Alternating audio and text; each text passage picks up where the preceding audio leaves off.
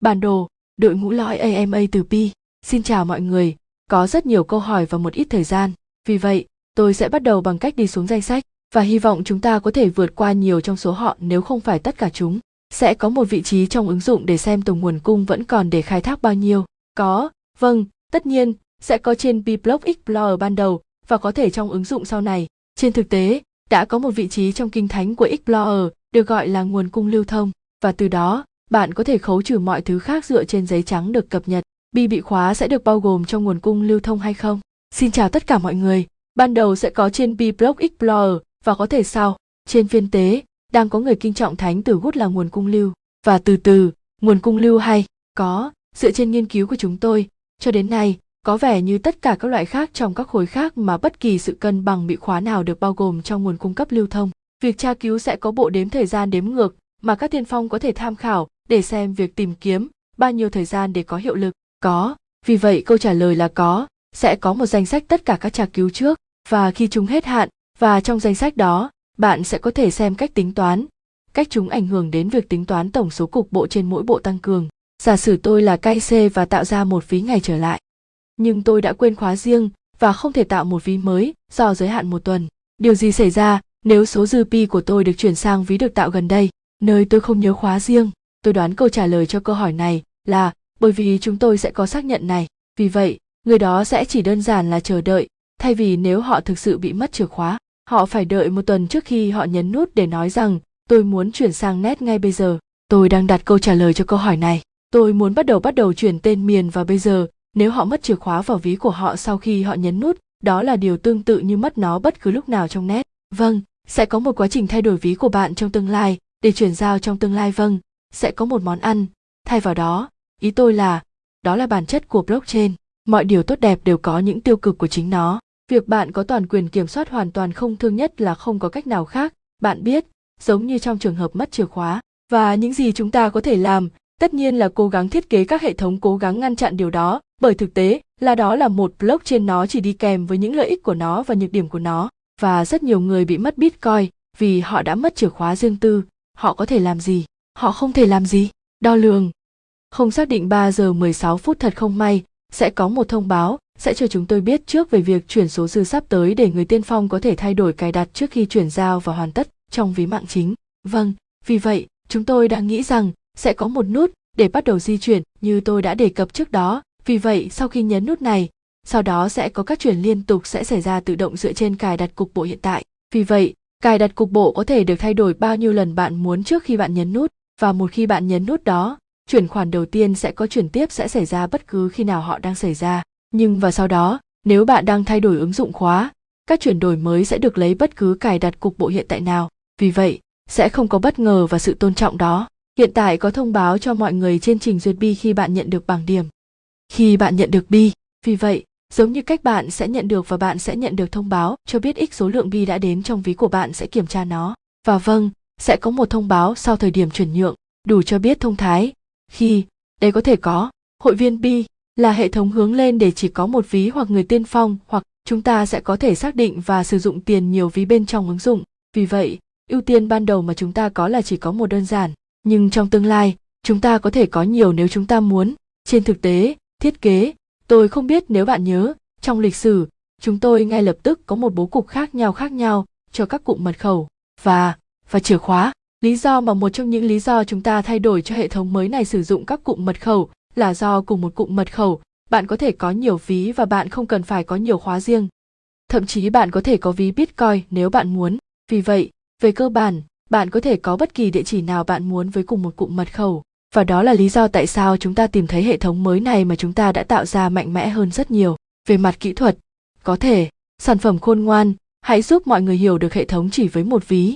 Và tôi chắc chắn trong những năm tới, sẽ có nhiều lý do để mở rộng nó, và tất cả các loại kết nối. Và, bạn biết đấy, vì bảo mật cho sự riêng tư, bất kỳ lý do gì, mọi người sẽ có khả năng tạo ra nhiều hơn. Nhưng tôi không muốn hứa rằng ngay bây giờ tất cả sẽ là một phần của thiết kế sản phẩm. Sẽ có một vị trí trong ứng dụng để xem chúng ta có bao nhiêu người dùng KIC trong cộng đồng. Vì bảo mật cho quyền riêng tư, sẽ có một bài tập KIC, câu trả lời có thể là những ví thực sự có thể xem được công khai trên blockchain. Vì vậy, ít nhất là tập hợp nghiêm ngặt của những người đã có KIC và đã di chuyển tên miền, nó sẽ được công khai có thể truy cập trên blockchain. Vì vậy, bạn chỉ có thể đếm bao nhiêu ví họ ở đó. Nhưng chúng ta có thể đưa ra một giao diện người dùng thậm chí còn đẹp hơn, có thể ở đâu đó trong ứng dụng hoặc trên trang chính chỉ hiển thị số đếm. Có thể chúng ta sẽ có một trang hiển thị số lượng người tiên phong KIC, số lượng người trong bạn biết, với những thứ khác nhau. Câu hỏi là có lẽ ví có thể có xem công khai trên blockchain, nhưng trường hợp xấu nhất, chỉ cần nhìn vào blockchain và nó ở đó. Được rồi, khi nào và trình xác nhận KIC sẽ nhận được phần thưởng Pi? Câu trả lời ngắn gọn là khi chúng ta biết những phần thưởng này cần bao nhiêu. Nhưng hãy để tôi giải thích và làm rõ. Vì vậy, hiện tại, chúng tôi đang yêu cầu những người tiên phong phải trả một chiếc bánh như chi phí cho quy trình KIC của họ. Bây giờ, một chiếc bánh này cần bao gồm một số bước xác nhận nhiều người được nhiều người thực hiện KIC. Vì vậy, không chỉ là một cơ thể, nó không đủ để một trình xác nhận nói có. Đây là điều chính xác, có ít nhất một số ít có một thuật toán quyết định dựa trên mức độ họ đồng ý với nhau và ai nói ai đồng ý và lịch sử trước đây của trình xác nhận của nó. Nó sẽ phụ thuộc vào các bước có thể bao gồm những thứ như xác minh rằng ID này là ID hợp lệ của quốc gia cụ thể đó, hoặc xác minh rằng hình ảnh này khớp với hình ảnh đó trên ID, hoặc xác minh, hoặc nếu dữ liệu không, nếu thuật toán AI của chúng tôi không thể trích xuất dữ liệu từ ID thì chúng ta, vì không phải là một người cơ hình, có thể theo cách nghĩ xác minh rằng ID là ID lãnh trị. Và chúng tôi cũng có thể phải liên quan đến những trình xác nhận tên gọi tiềm năng đang xảy ra rằng bằng cách xuất hiện nhiều năm đã áp dụng trước để chúng ta có thể có một con người giống như xem xét về cơ bản mọi kháng cáo. Bây giờ, chúng ta cần để quy trình này chạy và tìm ra số lượng công việc trung bình xảy ra với mọi người trong mỗi người KIC như vậy. Chúng ta phải để ít nhất một vài người 1.000 người kết thúc KIC trong lần đầu tiên để có được ước tính chính xác số đó. Bạn không phải là một người tập gôn và tìm kiếm một trung điểm trung bình, vì vậy sau đó chúng ta có thể gán một giá trị cho bao nhiêu bởi mỗi bước này sẽ được quy định cho trình xác thực.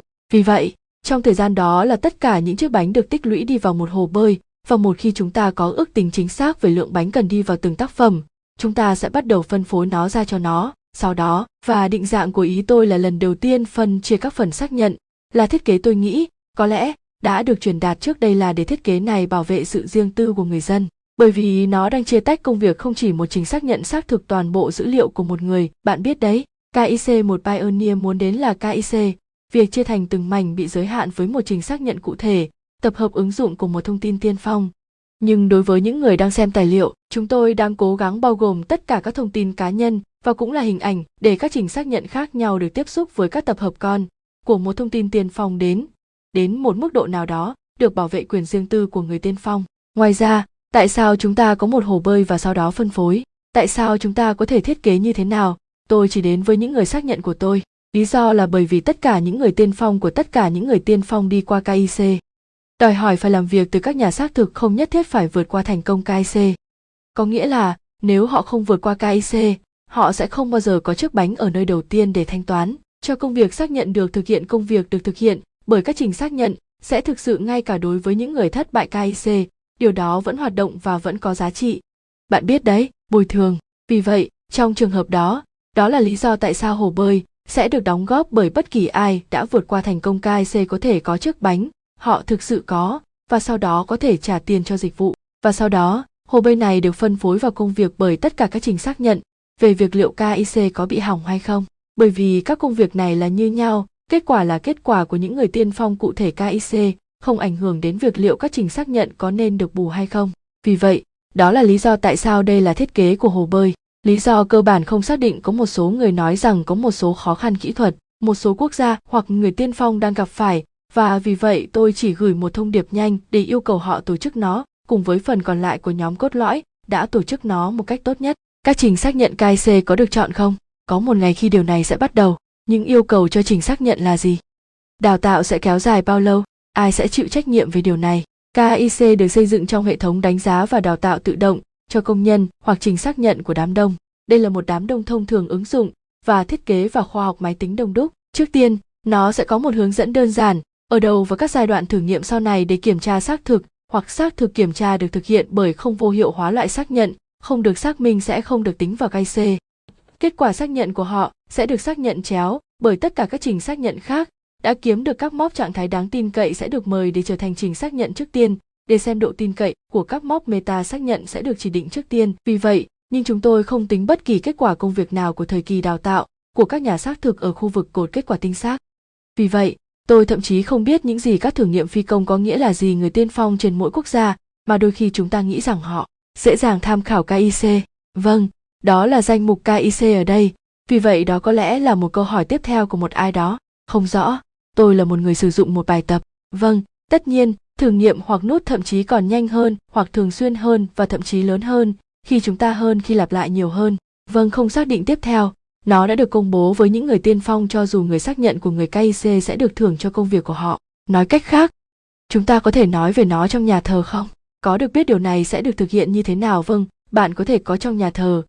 Cơ bản chúng tôi vừa giải thích có, các trình xác nhận sẽ được trả tiền cuối cùng, nhưng họ, và cũng là cơ chế, phải mất một thời gian để hiểu bao nhiêu mỗi phần của tập hợp con của tác phẩm, thực sự sẽ được thưởng, và loại trừ sự đóng góp của KIC thất bại, sẽ được bao phủ bởi thiết kế của hồ bơi. Những người khai thác sẽ không đáp ứng các tiêu chí của S, sẽ có thể KIC một khi họ làm. Nhưng ngay cả đối với trẻ vị thành niên như chúng ta đã thông báo, trước khi khi Master KIC đang diễn ra, chúng tôi sẽ giúp thiết kế sự đồng ý của phụ huynh cần thiết cho KIC nhỏ.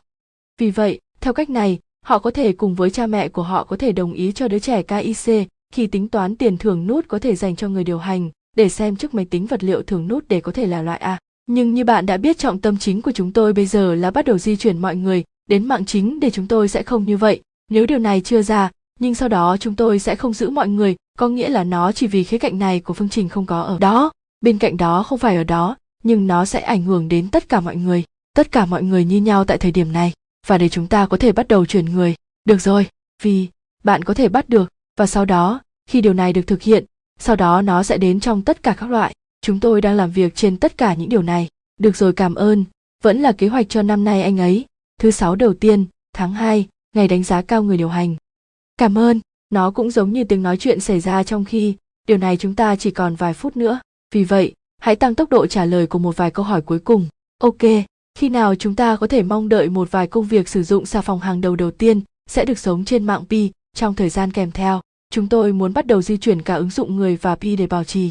Vì vậy, trong thời gian này, nó phụ thuộc vào tốc độ họ sẽ di chuyển nhanh như thế nào. Khi nào, ta có thể có một người tập thể dục trao đổi Pi. Được rồi, sẽ có một danh sách các thị trường đã được Pioneer, được tham khảo. Chúng tôi sẽ hỗ trợ các ý tưởng cấp cao, sẽ hỗ trợ bất kỳ thị trường nào sẽ chứng minh rằng họ dành riêng. Họ thực sự đang làm việc trên nó và tích cực, và họ cung cấp dịch vụ có thể mở rộng đáng tin cậy. Vì vậy, sẽ có một cơ chế cho những người tiên phong để báo cáo lừa đảo thị trường. Được rồi, vì vậy, có hai điều ở đây. Sẽ có một cơ chế để mọi người báo cáo các ứng dụng đang lừa đảo. Ví dụ, một thị trường giả vờ là một thị trường, nhưng nó đang chạy một trò lừa đảo đằng sau nó. Vì vậy, mọi người sẽ báo cáo nó, và sau đó các thị trường giả sẽ bị xóa khỏi trình duyệt. Ít nhất chúng ta có thể kiểm soát trình duyệt, chúng ta có thể kiểm soát những gì họ làm trên Internet, nhưng lừa đảo cho một thị trường nhất định hoặc bất kỳ ứng dụng nào khác, trái ngược sẽ được xử lý trực tiếp bởi thị trường cụ thể hoặc lên. Có thể có một người trợ ra người tiên phong, sách cáo lừa đảo. Vì vậy, bây giờ, nếu bạn nói rằng nếu một thị trường cụ thể liên tục không thực hiện một công việc tốt trong việc phát hiện cuộc đua hoặc bảo vệ những người tiên phong, ít nhất là họ có thể, ít nhất là ngay từ đầu, hãy nhận một cảnh báo từ chúng ta và có thể có những hậu quả khác. Nhưng mục tiêu của chúng tôi là tổng thể để làm việc cùng với các nhà phát triển để tạo ra tương lai không để phạt chúng. Vì vậy, và ví dụ, bạn biết, có khả năng là một thị trường cổ điển hình, và sau đó có khả năng mọi người bị lừa đảo bởi một người bán hàng. Vâng, danh tiếng của người bán là điều mà bạn biết, đó là một loại người dùng sẽ khôn ngoan về sự thật. Nó giống như khi bạn truy cập trang web, người dùng cần phải bạn biết, đưa vào bạn biết đấy, đôi mắt cẩn thận để xem liệu đây là một scam. Bạn không đổ lỗi cho trình duyệt. Có hơn 70.000 nút tiềm năng hoạt động mỗi ngày, những gì tôi đã kiểm tra ngày hôm qua hơn thế, nhưng chúng tôi đã không phê duyệt các nút mới trong một thời gian dài. Trong quá trình bao bọc, mạng chính sẽ phê duyệt nhiều nút hơn và thậm chí có thể cho phép bất kỳ ai muốn trở thành một nút để tự động, hoặc không thích được sự chấp thuận nào được tự động trở thành, nhưng sau đó, tất cả các nút có lịch sử cao hơn, rõ ràng, họ sẽ được lập trình các nút khác, sẽ tin tưởng chúng nhiều hơn. Hãy xem những gì khác tôi có thể thấy nhanh chóng các câu hỏi khác, như các nhà khai thác nút để tự động tham gia các biểu đồ. Tương tự, chúng tôi muốn điều đầu tiên cho các biểu đồ là chia chúng như một sự riêng biệt và sau đó, nó sẽ là một bổ sung liên tục của người dùng. Mọi người đang hỏi những gì về cùng một IP nếu họ đang nhìn thấy cùng một IP. Họ có thể làm điều đó, nhưng hiện tại, chỉ có một trong số họ có thể là siêu chừng. Không có nhược điểm nào khác. Xin cảm ơn các bạn đã theo dõi.